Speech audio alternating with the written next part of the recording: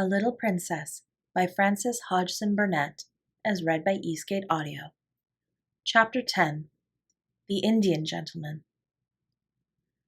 But it was a perilous thing for Ermengarde and Lottie to make pilgrimages to the attic.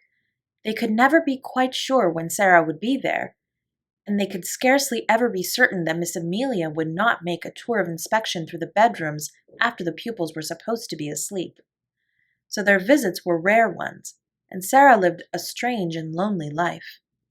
It was a lonelier life when she was downstairs than when she was in her attic. She had no one to talk to, and when she was sent out on errands and walked through the streets, a forlorn little figure carrying a basket or a parcel, trying to hold her hat on when the wind was blowing, and feeling the water soak through her shoes when it was raining, she felt as if the crowds hurrying past her made her loneliness greater. When she had been the Princess Sara driving through the streets in her brougham, or walking, attended by Mariette, the sight of her bright, eager little face and picturesque coats and hats had often caused people to look after her. A happy, beautifully cared-for little girl naturally attracts attention. Shabby, poorly dressed children are not rare enough and pretty enough to make people turn around to look at them and smile. No one looked at Sara these days, and no one seemed to see her as she hurried along the crowded pavements. She had begun to grow very fast, and as she was dressed only in such clothes as the plainer remnants of her wardrobe would supply, she knew she looked very queer indeed. All her valuable garments had been disposed of, and such as had been left for her use she was expected to wear so long as she could put them on at all. Sometimes when she passed a shop window with a mirror in it, she almost laughed outright on catching a glimpse of herself, and sometimes her face went red, and she bit her lip and turned away. In the evening, when she passed houses whose windows were lighted up, she used to look into the warm rooms and amuse herself by imagining things about the people she saw sitting before fires, or about the tables. It always interested her to catch glimpses of rooms before the shutters were closed. There were several families in the square in which Miss Minchin lived, with which she had become quite familiar in a way of her own. The one she liked best she called the large family. She called it the large family, not because the members of it were big, for indeed most of them were little, but because there were so many of them. There were 8 children in the large family, and a stout, rosy mother, and a stout, rosy father, and a stout, rosy grandmother, and any number of servants. The 8 children were always either being taken out to walk or to ride in perambulators by comfortable nurses, or they were going to drive about with their mamma, or they were flying to the door in the evening to meet their papa and kiss him and dance around him and drag off his overcoat and look in the pockets for packages, or they were crowding about the nursery windows and looking out and pushing each other and laughing. In fact, they were always doing something enjoyable and suited to the tastes of a large family. Sara was quite fond of them, and had given them names out of books, quite romantic names. She called them the Montmorencys, when she did not call them the large family. The fat, fair baby with the lace cap was Ethelberta Beauchamp Montmorency. The next baby was Violet Cholmondeley Montmorency. The little boy who could just stagger and who had such round legs was Sidney Cecil Vivian Montmorency. Then came Lillian Evangeline Maud Marion, Rosalind Gladys, Guy Clarence, Veronica Eustacia, and Claude Harold Hector. One evening, a very funny thing happened, though perhaps in one sense it was not a funny thing at all. Several of the Montmorencys were evidently going to a children's party, and just as Sara was about to pass the door, they were crossing the pavement to get into the carriage which was waiting for them. Veronica Eustacia and Rosalind Gladys, in white lace frocks and lovely sashes, had just got in, and Guy Clarence, aged 5, was following them. He was such a pretty fellow, and had such rosy cheeks and blue eyes, and such a darling little round head covered with curls, that Sara forgot her basket and shabby cloak altogether. In fact, forgot everything, but that she wanted to look at him for a moment. So she paused and looked. It was Christmas time, and the large family had been hearing many stories about children who were poor and had no mammas and papas to fill their stockings and take them to the pantomime.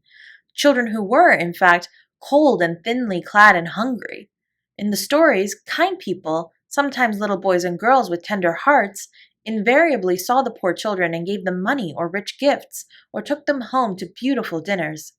Guy Clarence had been affected to tears that very afternoon by the reading of such a story, and he had burned with a desire to find such a poor child and give her a certain sixpence he possessed, and thus provide her for life. An entire sixpence, he was sure, would mean affluence forevermore. As he crossed the strip of red carpet laid across the pavement from the door to the carriage, he had this very sixpence in the pocket of his very short man-o'-war trousers. And just as Rosalind Gladys got into the vehicle and jumped on the seat in order to feel the cushions spring under her, he saw Sara standing on the wet pavement in her shabby frock and hat, with her old basket on her arm, looking at him hungrily.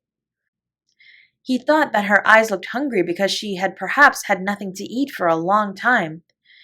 He did not know that they looked so because she was hungry for the warm, merry life his home held and his rosy face spoke of, and that she had a hungry wish to snatch him in her arms and kiss him. He only knew that she had big eyes and a thin face and thin legs and a common basket and poor clothes. So he put his hand in his pocket and found his sixpence and walked up to her benignly. "Here, poor little girl," he said. "Here is a sixpence. I will give it to you." Sara started, and all at once realized that she looked exactly like poor children she had seen in her better days, waiting on the pavement to watch her as she got out of her brougham, and she had given them pennies many a time. Her face went red, and then it went pale, and for a second she felt as if she could not take the dear little sixpence. "Oh, no," she said. "Oh, no, thank you. I mustn't take it, indeed." Her voice was so unlike an ordinary street child's voice, and her manner was so like the manner of a well-bred little person, that Veronica Eustacia, whose real name was Janet, and Rosalind Gladys, who was really called Nora, leaned forward to listen. But Guy Clarence was not to be thwarted in his benevolence. He thrust the sixpence into her hand. "Yes, you must take it, poor little girl," he insisted stoutly. "You can buy things to eat with it. It is a whole sixpence." There was something so honest and kind in his face, and he looked so likely to be heartbrokenly disappointed if she did not take it, that Sara knew she must not refuse him. To be as proud as that would be a cruel thing. So she actually put her pride in her pocket, though it must be admitted her cheeks burned. "Thank you," she said. "You are a kind, kind little darling thing." And as he scrambled joyfully into the carriage, she went away, trying to smile, though she caught her breath quickly and her eyes were shining through a mist. She had known that she looked odd and shabby, but until now she had not known that she might be taken for a beggar. As the large family's carriage drove away, the children inside were talking with interested excitement. "Oh, Donald!" This was Guy Clarence's name. Janet exclaimed alarmedly. "Why did you offer that little girl your sixpence? I'm sure she's not a beggar." "She didn't speak like a beggar," cried Nora, "and her face didn't really look like a beggar's face." "Besides, she didn't beg," said Janet. "I was so afraid she might be angry with you. You know it makes people angry to be taken for beggars when they are not beggars." "She wasn't angry," said Donald, a trifle dismayed but still firm. "She laughed a little, and she said it was a kind, kind little darling thing. And I was, stoutly. It was my whole sixpence." Janet and Nora exchanged glances. "A beggar girl would never have said that," decided Janet. "She would have said, 'Thank you kindly, little gentleman, thank you, sir,' and perhaps she would have bobbed a curtsy." Sara knew nothing about the fact, but from that time the large family was as profoundly interested in her as she was in it. Faces used to appear at the nursery windows when she passed, and many discussions concerning her were held around the fire. "She's a kind of servant at the seminary," Janet said. "I don't believe she belongs to anybody. I believe she is an orphan, but she is not a beggar, however shabby she looks." And afterward she was called by all of them the little girl who is not a beggar, which of course was rather a long name and sounded very funny sometimes when the youngest one said it in a hurry. Sara managed to bore a hole in the sixpence and hung it on an old bit of narrow ribbon around her neck. Her affection for the large family increased, as indeed her affection for everything she could love increased. She grew fonder and fonder of Becky, and she used to look forward to the 2 mornings a week when she went into the schoolroom to give the little ones their French lesson. Her small pupils loved her and strove with each other for the privilege of standing close to her and insinuating their small hands into hers. It fed her hungry heart to feel them nestling up to her. She made such friends with the sparrows that when she stood upon the table, put her head and shoulders out of the attic window, and chirped, she heard almost immediately a flutter of wings and answering twitters, and a little flock of dingy town birds appeared and alighted on the slates to talk to her and make much of the crumbs she scattered. With Melchizedek, she had become so intimate that he actually brought Mrs. Melchizedek with him sometimes, and now and then one or two of his children. She used to talk to him, and somehow he looked quite as if he understood. There had grown in her mind rather a strange feeling about Emily, who always sat and looked on at everything. It arose in one of her moments of great desolateness. She would have liked to believe or pretend to believe that Emily understood and sympathized with her. She did not like to own to herself that her only companion could feel and hear nothing. She used to put her in a chair sometimes and sit opposite to her on the old red footstool and stare and pretend about her until her own eyes would grow large with something which was almost like fear, particularly at night when everything was so still, when the only sound in the attic was the occasional sudden scurry and squeak of Melchizedek's family in the wall. One of her pretends was that Emily was a kind of good witch who could protect her.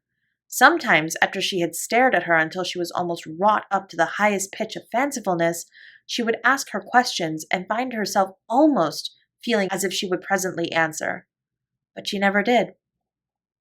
"As to answering, though," said Sara, trying to console herself, "I don't answer very often. I never answer when I can help it. When people are insulting you, there is nothing so good for them as to not say a word, to just look at them and think. Miss Minchin turns pale with rage when I do it. Miss Amelia looks frightened, and so do the girls.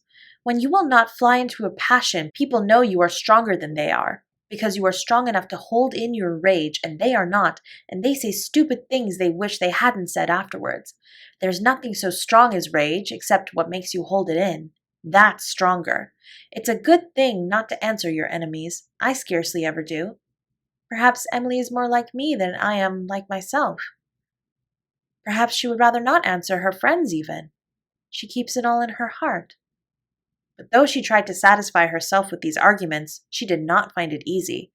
When, after a long, hard day in which she had been sent here and there, sometimes on long errands through wind and cold and rain, she came in wet and hungry, and was sent out again because nobody chose to remember that she was only a child, and that her slim legs might be tired and her small body might be chilled, when she had been given only harsh words and cold, slighting looks for thanks, when the cook had been vulgar and insolent, when Miss Minchin had been in her worst mood, and when she had seen the girls sneering among themselves at her shabbiness. Then she was not always able to comfort her sore, proud, desolate heart with fancies, when Emily merely sat upright in her old chair and stared. One of these nights, when she came up to the attic, cold and hungry, with a tempest raging in her young breast, Emily's stare seemed so vacant, her sawdust legs and arms so inexpressive, that Sara lost all control of herself. There was nobody but Emily, no one in the world, and there she sat. "I shall die presently," she said at first. Emily simply stared. "I can't bear this," said the poor child, trembling. "I know I shall die. I am cold, I'm wet, I'm starving to death. I've walked 1,000 miles today, and they have done nothing but scold me from morning until night. And because I could not find that last thing the cook sent me for, they would not give me any supper. Some men laughed at me because my old shoes may be slipped down in the mud. I'm covered in mud now, and they laughed. Do you hear?" She looked at the staring glass eyes and complacent face, and suddenly a sort of heartbroken rage seized her. She lifted her little savage hand and knocked Emily off the chair, bursting into a passion of sobbing. Sara, who never cried, "You are nothing but a doll!" she cried. "Nothing but a doll, doll, doll! You care for nothing! You are stuffed with sawdust! You never had a heart! Nothing could ever make you feel! You are a doll!" Emily lay on the floor with her legs ignominiously doubled up over her head and a new flat place on the end of her nose. But she was calm, even dignified. Sara hid her face in her arms. The rats in the wall began to fight and bite each other and squeak and scramble. Melchizedek was chastising some of his family. Sarah's sobs gradually quieted themselves. It was so unlike her to break down that she was surprised at herself. After a while, she raised her face and looked at Emily, who seemed to be staring at her round the side of one angle, and somehow by this time actually with a kind of glassy-eyed sympathy. Sara bent and picked her up. Remorse overtook her. She even smiled at herself, a very little smile. "You can't help being a doll," she said with a resigned sigh, "any more than Lavinia and Jessie can help not having any sense. We are not all made alike. Perhaps you do your sawdust best." And she kissed her and shook her clothes straight and put her back upon her chair. She had wished very much that someone would take the empty house next door. She wished it because of the attic window which was so near hers. It seemed as if it would be so nice to see it propped open some day, and a head and shoulders rising out of the square aperture. If it looked like a nice head, she thought, I might begin by saying good morning, and all sorts of things might happen. But of course, it's not really likely that anyone but underservants would sleep there. One morning, on turning the corner of the square after a visit to the grocer's, the butcher's, and the baker's, she saw, to her great delight, that during her rather prolonged absence, a van full of furniture had stopped before the next house. The front doors were thrown open, and men in shirt sleeves were going in and out, carrying heavy packages and pieces of furniture. "It's taken," she said. "It really is taken. Oh, I do hope a nice head will look out of the attic window." She would almost have liked to have joined the group of loiterers who had stopped on the pavement to watch the things carried in. She had an idea that if she could see some of the furniture, she could guess something about the people it belonged to. Miss Minchin's tables and chairs are just like her, she thought.